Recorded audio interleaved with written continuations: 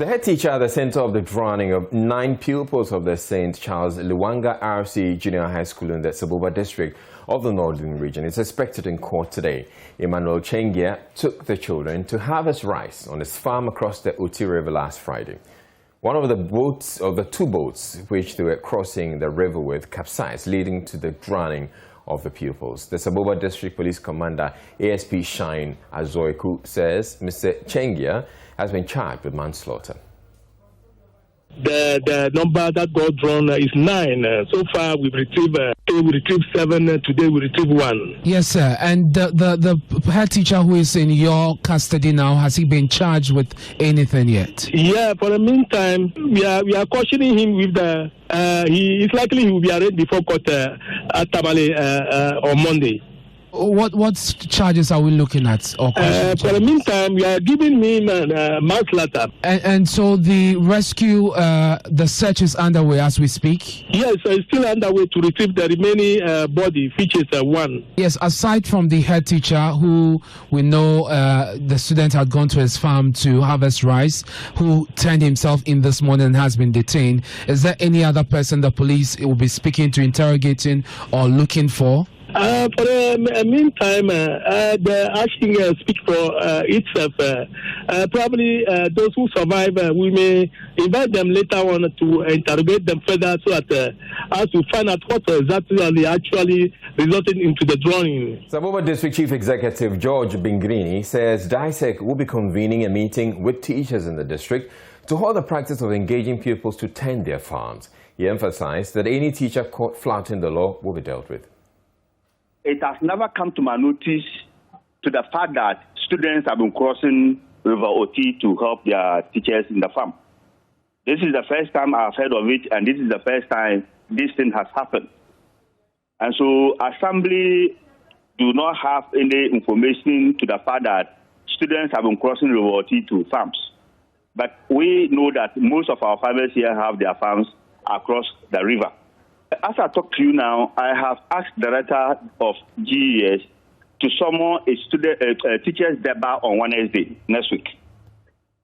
All the teachers are expected to be in that deba. And I am going to be very emphatic with them. I am going to tell them any teacher that will take even one student to his farm. If you are taking a student to farm, go and meet the parents. If the parents give you that opportunity to take his child or her child to farm, that is to you and the parents. But for teachers to take students from school to farm, any teacher that will be found doing this will be sanctioned. The head teacher that took the students to farm yesterday, as you indicated, is currently at the police custody. And I can bet you that we are going to use him to set as an example for others to learn lessons. Well, this morning, as the BC starts across the country, some of the deceased who are expected to be participating in the exam will not get that opportunity. Northern Regional Correspondent Martin Abugri joins us live with more on how community members are reacting to this particular incident and how it impacts on the BC exams. Good morning to you, Martina. So what's the mood in the town as the BC gets underway? The children were spoken to this morning by the district education director. He encouraged them to see it as something that should motivate them, encourage them to give in their best so that when the results come, it will be one of the best in the district. I must say that after speaking to them, the children were more rejuvenated than they came in, and they are very determined to change the status quo. For the town, it's been a quiet town considering that they had to bury 9 people in a day or 2. People are not due. Activities are ongoing though, but people are not too excited in the town as you would anticipate.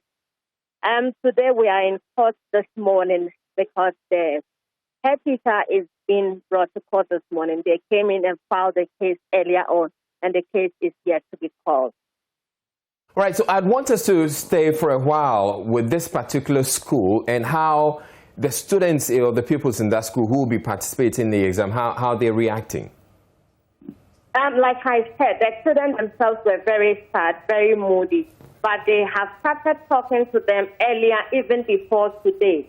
And so before the exams began, they had recomposed themselves and they are ready for the exam. All right, Martina, so we'll be keeping tabs to this on this particular situation so that you keep us posted how the exam goes. So you're indicating that this the head teacher is yet to be brought to court. But how widespread is the practice of pupils tending farms for their teachers alongside running other errands?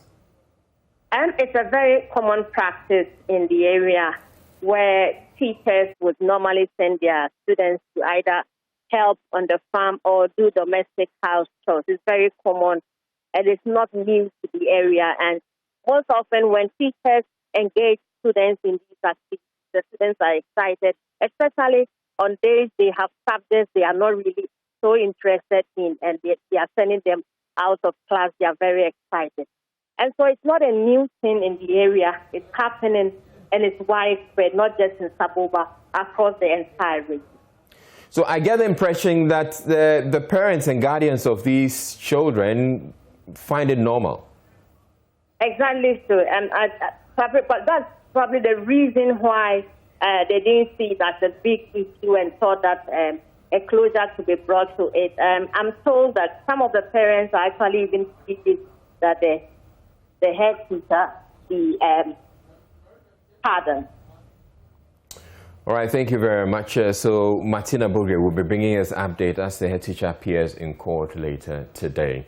Now, staying with this particular story, we have the commander for the area, ASP Shine Azoiku. Thank you very much. Now, many thanks for your time. Has the suspect been to court already? We're told he's not appeared yet, but what time is he getting in?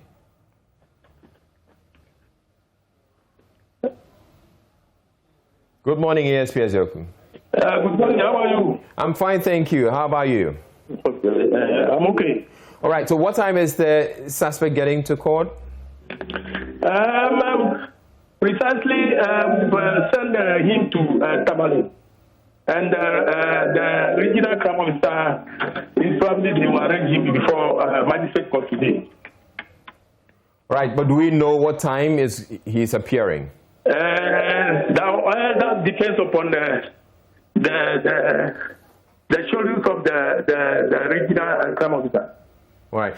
And are we looking at manslaughter as you indicated already, or you're revising the charges? So far as I've referred the case to regional crime officer, he will also consult the Attorney General, the regional Attorney General, and see whether the charge we are giving is appropriate. If not, they will amend it.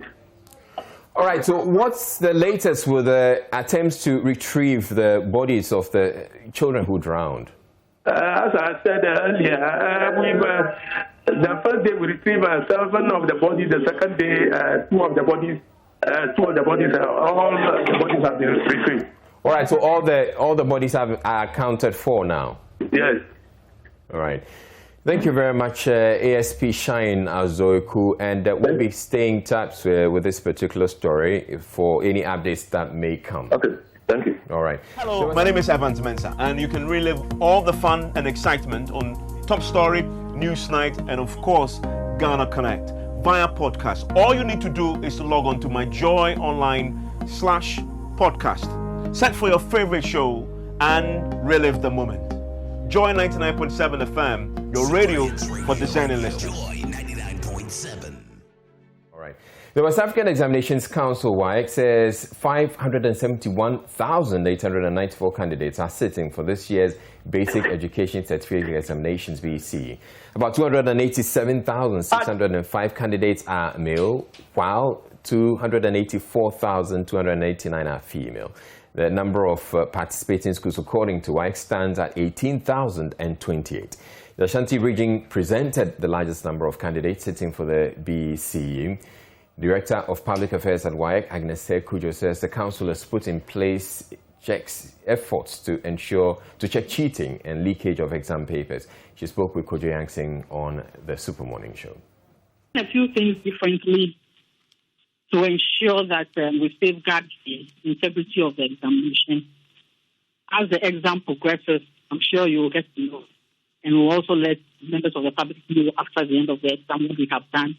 We have also invited the National Intelligence Bureau to help us to monitor the examination, because we don't want any disturbances or any persons to try and then thwart the conduct of the exam in any way.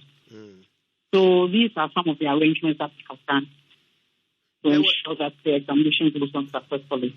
There were some calls for WAEC to look internally to ensure that your people are not the sources of some of these leaks. Have you done that exercise, and what did you find?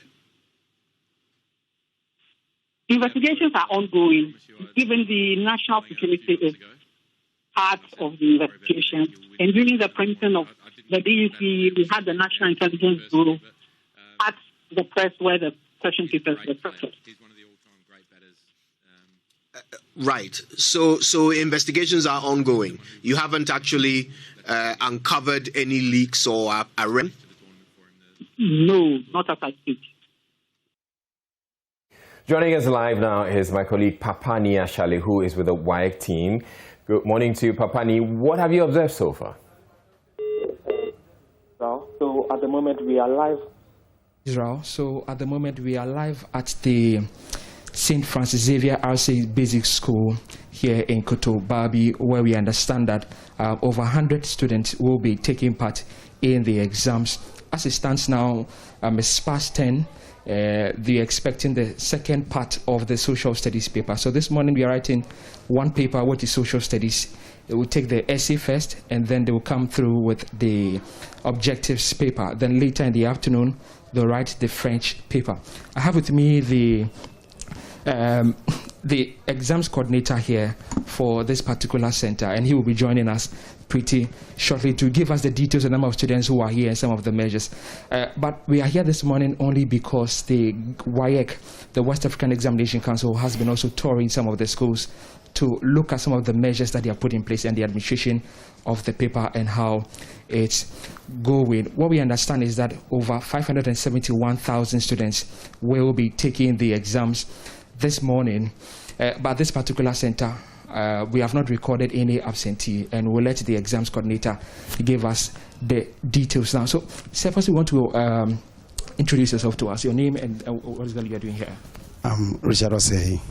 I'm the supervisor for St. Francis Xavier Center. Great. So, how many students do you have taking the exams? 197. 107. Any absentees? No. 197. Yes, no absentee. But what is the breakdown? Do we know the number of schools that are also writing here as well? There are 8 schools involved, 2 public schools and 6 private schools. So 6 private schools. I believe that you've been doing this work as a supervisor for a very long time. Yes. Anything different from this year's day one of the writing of the paper? Yes. The timetable even has changed. Previously, or hitherto, we used to write English, the first paper, then RME. This time it has changed. Social studies is the first paper. So that is the difference this year paper takes, yeah. I see, but has it changed the way you do your work in any way, if the timetable has changed? Not exactly, not exactly. You know, the English paper comes with a little bit pressure. So this year, social studies, well, it's the same, but it doesn't change much. So as a supervisor, one of the biggest conversations that have been surrounding examinations in the country has got to do with cheating and exam leakages. I mean, what do you make of this? Then we'll come and talk about your center. Yes, in fact, this year, WAEC intensify its education on the examination malpractices and the role the invigilators and supervisors should play to avert such occurrences. And indeed, my part as an invigilator supervisor has also spoken to my invigilators very well, and hope as we have come around, you see the work they are doing, everything is in place, nothing untoward has happened. Wonderful. So at this particular center, what are you doing to prevent students from cheating in the exams? Yes. In fact, in the morning assembly, we talked to them. We talked to their proprietors or headmasters who brought them. A thorough search was done on them. Nobody, as far as I'm concerned, has taken any foreign materials in there. The invigilators there, the policewoman is also here to ensure that. And we don't have the school. We are writing in the St. Francis Xavier, no teacher who, teaches here is around. They are all, and this year, this center, about 90% of our invigilators are recruited from the Accra girls, that is the secondary schools. Hitherto we used to use the private schools, teachers, and other things. That's where we had the problem. But this year, by and large, everything up to this time has been successful. Great. So what time did you start the paper? What time are you expecting to finish the social studies paper? The paper came in, I think, 5 minutes late. So we started 9:15. And the first paper takes 1 hour, so 10:15 it should be done. Okay. And the second paper, then they start with the objective. Okay. The second paper commences at exactly 1 o'clock. Great. So at 1 o'clock we'll be expecting it. But let me thank you very much for talking to us. So you just heard one of the supervisors who has been joining us for the conversation on BEC, and we are still here at the St. Francis Xavier RCA Basic School. Now, one of the key things, we are in COVID-19, you can see them in my mask. We have the folks from the Health Service Department who are here this morning, and we've been to 2 other centers already, and they have been there at least to help to check the temperatures, also to make sure and monitor the COVID-19 protocols on the event. We'll also be going around this morning and finding out more what will be happening. Chair Papa Nia Shale bringing us that update on the BEC, but as he indicated, he is going to be going round with other officials, and they'll be bringing us updates as and when. Hello, my name is Nathaniel Atto. You can catch up with all the fun and inspiration on the Joy Sports link here on Joy 99.7 FM, together with all other shows over and over again. It's very simple. All you need to do is go to myjoyonline.com/podcast and relive all of those fun moments over and over again. Joy 99.7 FM, your radio for discerning listeners. In other news, 10 new child-friendly gender-based violence courts have been established across Ghana. The initiative is expected to significantly improve the quality and accuracy of evidence of survivors by addressing the challenges they face in the trial process. Establishment of the new courts has been led by the Judicial Service of Ghana, with support from the Danish government and UNICEF Ghana. Let's get more on these developments as I'm joined via Zoom by Hilda Mensah, who is with UNICEF. Good morning to you, Hilda. What's the driving force behind the establishment of these courts? Good morning, Israel. And the primary objective for establishing these courts, first and foremost, is to improve access to justice for survivors of gender-based violence, mainly women and girls. So that's the primary objective for establishing these courts. So how differently will they be treated in these courts? Let me just give you a little background, and then you will be able to appreciate how different these women will be treated. Now, every year, at least about 15,000 cases of violence against children come before the law enforcement agencies. The bulk of these 15,000 cases are sexual abuse cases, mainly against girls. And so if you take the police crime statistics, you would see that there are huge numbers of defilement cases and of rape. And so that also shows that there are too many issues of violence against women and girls. Now, in 2016, the Ghana Statistical Service, in partnership with the Ministry of Gender, Children and Social Protection, also undertook a study of violence against women. And 38% of children between the age of 15 and 19 have experienced at least one act of sexual violence against them. And then 20% of this is reported annually of violence against girls. And so that presents a very huge challenge, because the nature of the courtroom is already adult-oriented. And yet, even out of the 20% of the cases that are reported, not all goes to its successful conclusion in terms of conviction of the accused persons. And so we commissioned a study that tried to understand the challenges that confront children before the courts. And we realized that there are a myriad of problems that confront children and that leads to attrition rates. But let me be quick to mention that attrition in sexual and gender-based violence cases is a global phenomenon. But it's particularly very acute in Ghana because of the volume, the number of cases that are reported that are of sexual and gender-based violence against women and children. So what is going to be different? Before, when the cases go, as I indicated, barely less than 50% of the cases make it through its successful conclusion. And the reasons are that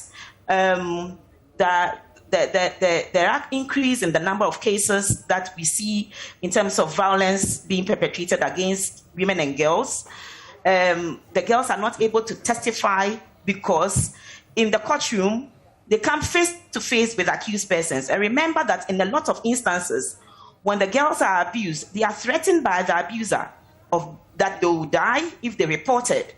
And so in the actual courtroom, when the accused person is there and is even given the opportunity to cross-examine the victim is reminded of what threat has been meted out to her earlier on. And so the next round of the call of the case, the victim does not appear. And so it was leading to high attrition rates for want of prosecution because the victim will no longer be there to testify against the abuser. And we felt that was problematic. Apart from that, a lot of times the victims are coming from the poor families, and yet they are supposed to bear their own medical fees. And that also presents a challenge. They are supposed also to pay for their transportation to and from the court to testify against the accused person. And the distance from the place of the victim to the court also presents a huge challenge. Right, so Hilda, Hilda, I'm still trying to understand how the issues you've raised so far, how the child-friendly courts will address these particular issues, particularly the issue with the victim facing the perpetrator. Great. And so what we have supported the Judicial Service to do is that now in the courtroom, there's a two-way CCTV camera. And so there is a waiting room for the child to wait. The child will not wait in the normal court space where everybody else is waiting for their cases to be called. There's a unique waiting room for children and for other survivors as well. And there's a unique testifying room for the child. And so the child will no longer testify in the courtroom where she faces the accused person directly. The accused person can only cross-examine the child via the CCTV. So the child would appear on the screen, and then whatever question there are to be asked, the child would answer it via the screen. And so the child can also see everybody else from her testifying room, everybody else in the courtroom. The accused person can identify the victim on the screen and say, I know this child, or be in denial. And that has greatly enhanced the testimony of victims so far.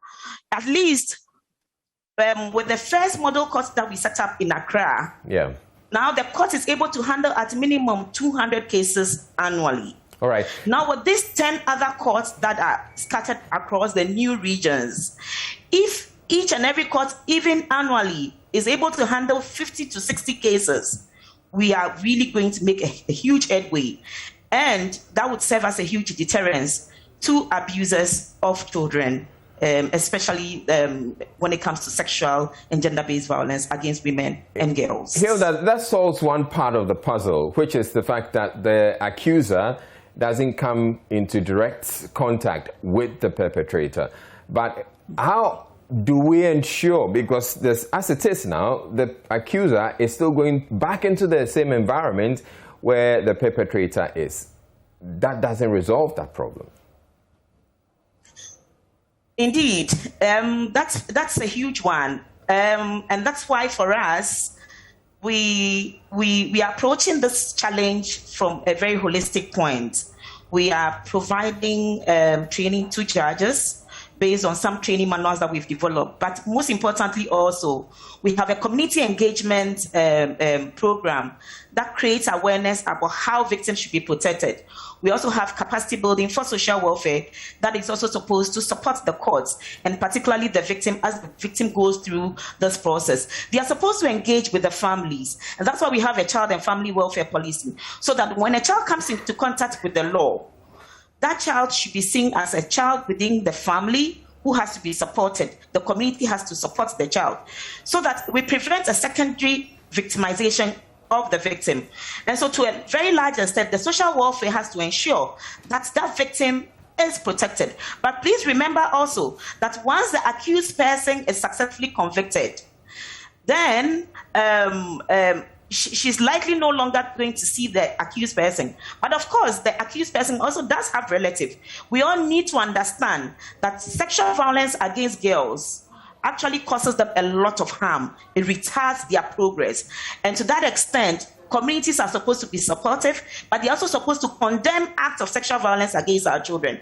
And which is why we also, in partnership with the Ministry of Gender, Children and Social Protection and Community Development, spearheaded a campaign called Ghanaians Against Child Abuse. Then the objective of that campaign is to ensure that Ghanaians begin to condemn acts of violence against our women and against our girls in particular. Hilda, you mentioned that essentially you're expecting that the social welfare system will take up a number of the initiatives and protect these children or the vulnerable.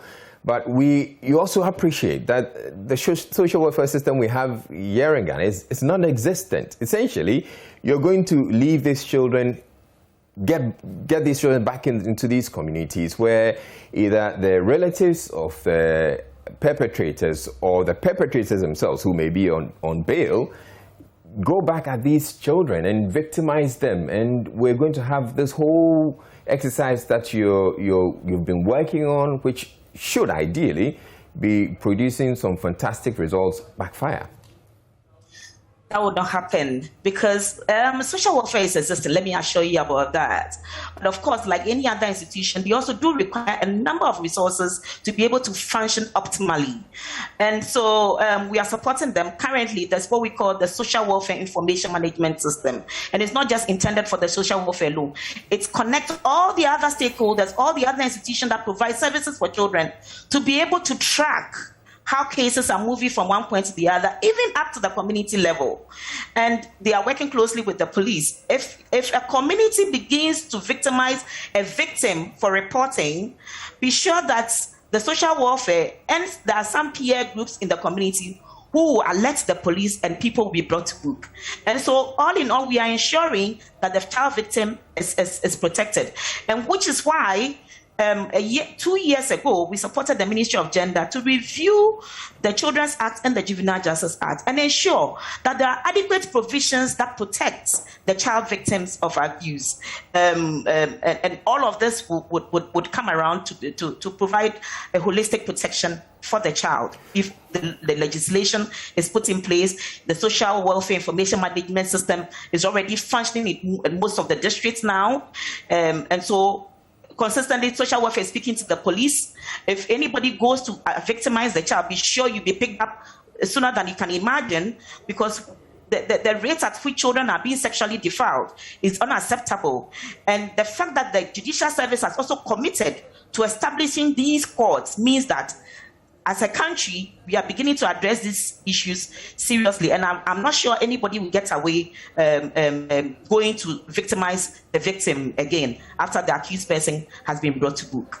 We pray so. I believe that this initiative is quite capital intensive. How much is involved and who's taking up the bill?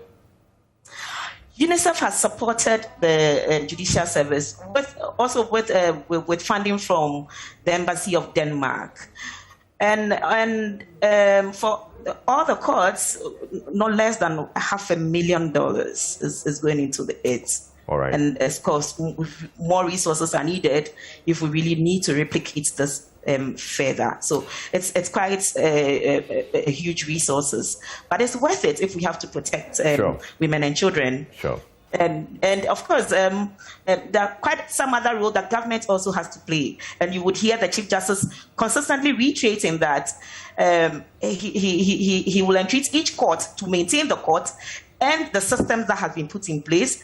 Also remember that as part of the system, there's what we call the DTS, the direct transcription system, where the proceedings of each day can easily be just gotten because it's already transcribed. And so now justice is going to be speedier, faster, and in real time.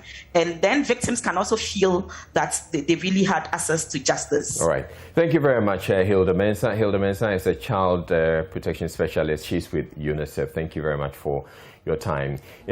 What's up, guys? My name is Sammy Forson, host of the Weekend City Show and Ignition right here on Joy 99.7 FM.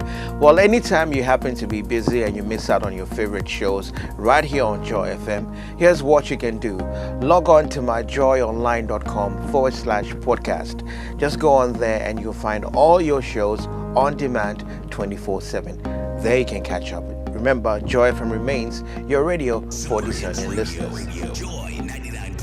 In other news, residents of Uvuma in the Volta region say a 50-year-old man who died during last week's tidal waves was a talented singer and loved by many in the community. Akpalogo Amavo Nyakbo was returning from fishing when he drowned during the storm surge.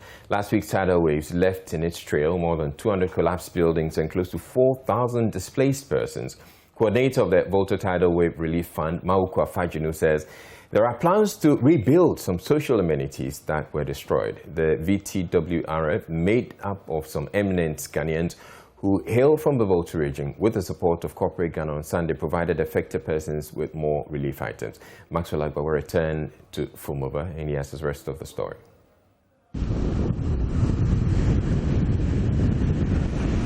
Scores of Uvuma residents gathered under coconut trees waiting for the distribution of relief items brought to them by the Volta Tidal Wave Relief Fund and the National Disaster Management Organization. Here, I've met brother of the 50-year-old deceased. He narrates to me how the storm surge killed his brother. They are going to the fishing. There were 5 in a boat, and the 4 left earlier. Then he followed later, reaching the seashore where the tidal wave have created another channel joining the River Volta. He's trying to cross over that small channel. At the process of crossing, then he drowned and he lost his life. Oh, he's a lovely man, sociable man who the community all like. He's somebody who don't quarrel, who don't fight with anybody. Yeah. Brother of the deceased, Mauli Awaji, describes him as a great singer. He says Akpalogo will be missed by the Fuveme community. There is a singing group in the community and he's one of the lead singers. He used to sing at funerals, churches and other social events. People love him and we know we have lost an asset, he said, with tears almost forming in his eyes.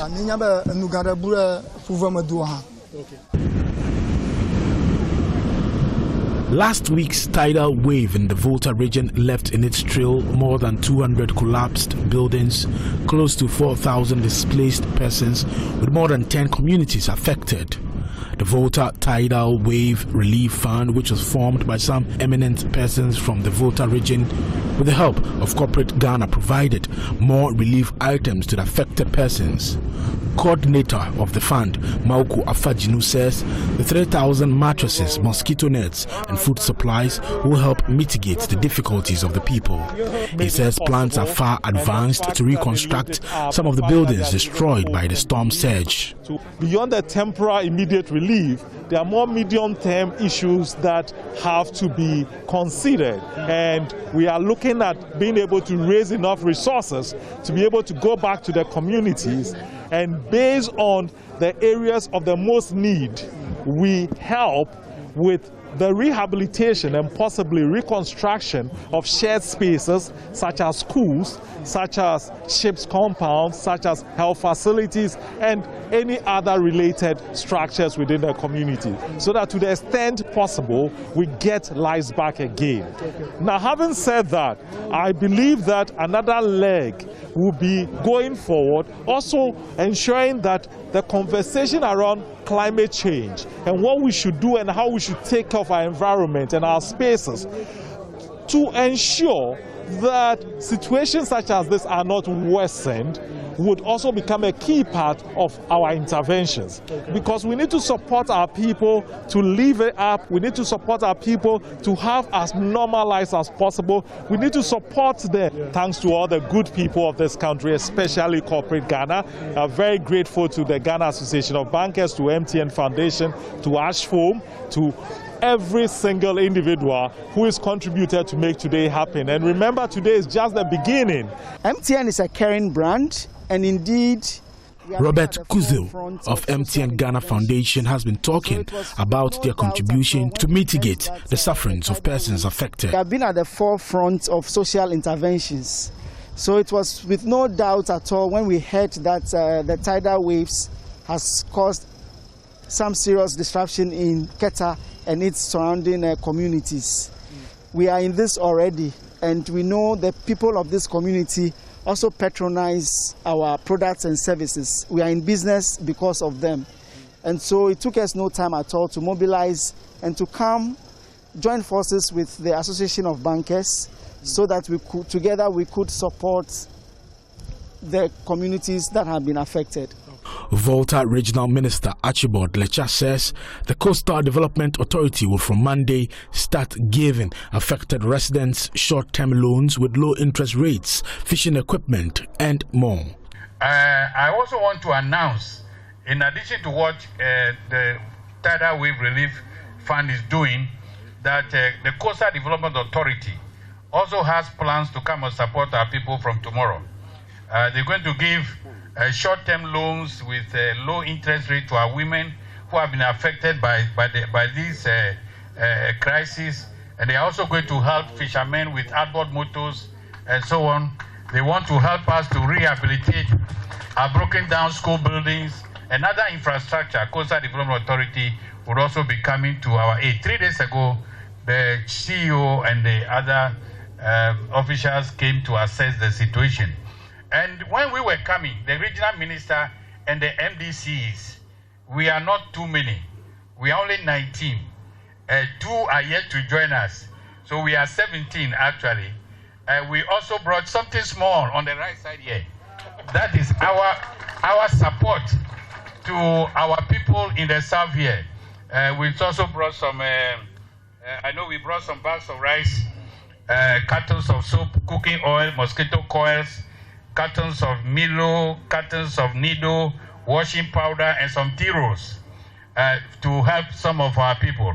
From here, we will be going to Nanmo. Called me yesterday that they had another truckload of items, but I told them that I couldn't come here yesterday and come again today. So they should also bring the items today. So on the other side of the road, that truck there is contains items, extra items from NADMO.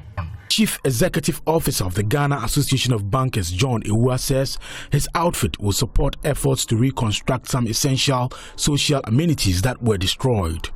We've seen a whole lot of images, and we know that people have been displaced. People want places to sleep. So what we provided mattresses, others have provided food items, mosquito nets. These are permanent, should I say, activities that we've put together to not serve as a permanent fix to the problem. We know schools have been washed away, and as an association, we are in discussion with the community that whatever we have left after our relief activities in terms of provision of items, whatever we have left will go towards assessment of the situation on the ground in terms of the facilities and other infrastructure that has broken down. And if there's something small that we can do as banks to also get our children back to school, is something that we want to look at positively. Deputy Director of the National Disaster Management Organization, Saji Amedonu, lauded the support from the Volta Tidal Wave Relief Fund and urged Ghanaians to emulate the kind gesture.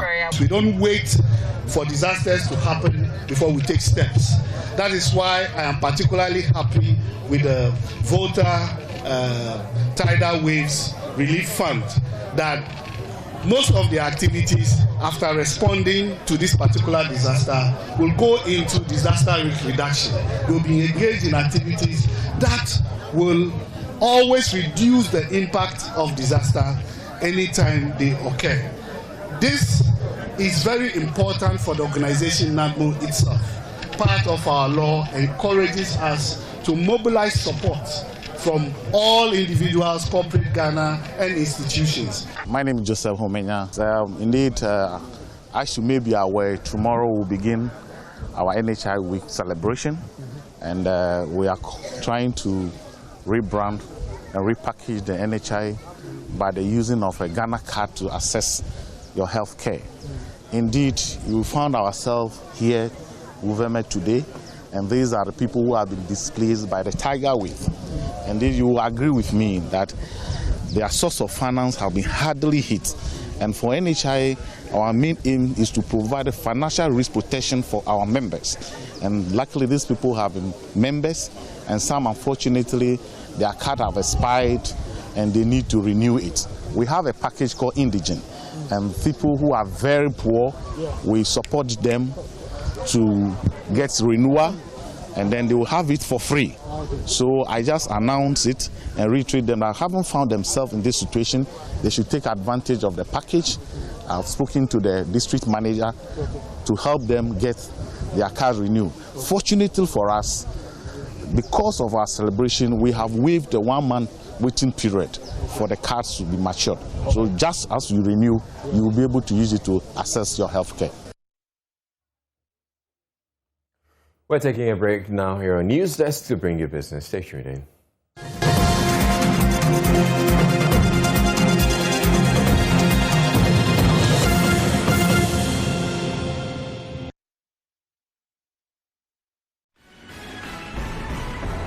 Yamwakwa baba kase boiso. Efra me vim lady efia pokia. Ena wiase ayehu. Esan say yare adoso enketewa ne akese. And I'm so me ebusan krofo say apomudin ma papa. Anything. Apomudin ni say obebo adwuma akwa ba onti brebia. Ahonde mrosro. So be sipi asita. Ana. So be bo heavy. Hi, good morning. Welcome to Business. My name is Darryl Kwao. The Minister of Food and Agriculture, Dr. Owusu Efiakoto, has charged members of the Board of Irrigation Company of Upper Region to work hard and ensure business is successful. Tono Irrigation Project has failed to live up to expectation despite an investment of $36 million. According to him, it is the biggest investment ever made in the agri sector, yet lack of proper management has led to the collapse of the irrigation system. He was speaking at the inauguration of the new board of the Irrigation Company of Upper Region. The Tono Dam is one of the largest agricultural dams in West Africa, located in the Upper East region. It was built in 1970. However, it has been malfunctioning for 14 years now.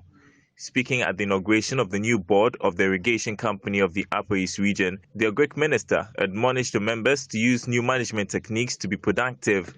Tono Irrigation Rehabilitation Program is in its 4th or 5th year, and the total investment cost is about $36 million.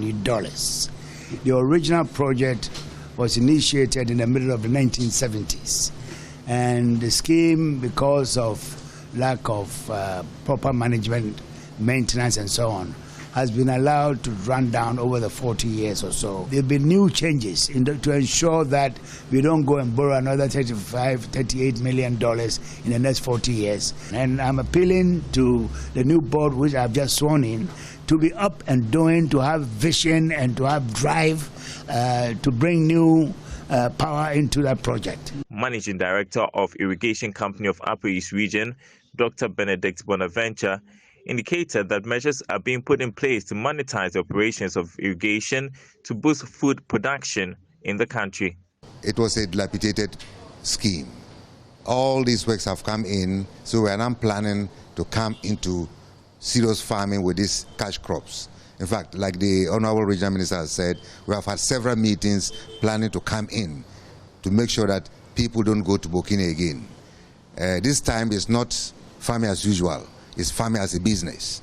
And the 3 meetings that we have had, even including the stakeholders, like those who come to buy the tomatoes, it is that they are coming to sign contracts with what we have in our schemes, like the water use associations, so that they will come and take off the produce. Meanwhile, chairman of the board, who doubles as the regional minister of the Upper East region, Stephen Yakubu, has assured that his outfit will work hard to achieve the core mandate of the Tono irrigation project in 2 years. On behalf of the board, I want to assure Honorable Minister that we'll make sure the core mandate of Tono will be achieved. And we are going to run Tono as business in the Upper East to make sure that we produce the results. I think I have met management, I've met the CEO in our discussions, and I've actually tasked them that within 2 years, I don't want Ghanaians to cross the border to buy tomatoes anymore. And already we are taking a lot of steps to make sure this happens. In other news, MasterCard Foundation, in partnership with Stratcom Africa, has held a community engagement at the Agbogboshi market on the safety and preventive protocols of COVID-19. According to a representative of both companies, Myra Ankara, Agbogboshi market is a vibrant community that requires a healthy, productive population. The MasterCard Foundation in August last year launched the hashtag It's Up to Us campaign as one of its corporate social responsibilities. The campaign encourages the public to wear masks, practice physical distancing, adopt regular hand washing with soap and water, and the use of alcohol-based hand sanitizers. These measures are expected to prevent infection of COVID-19. This year, the foundation partnered Stratcom Africa to engage some market women at Agbogboshi.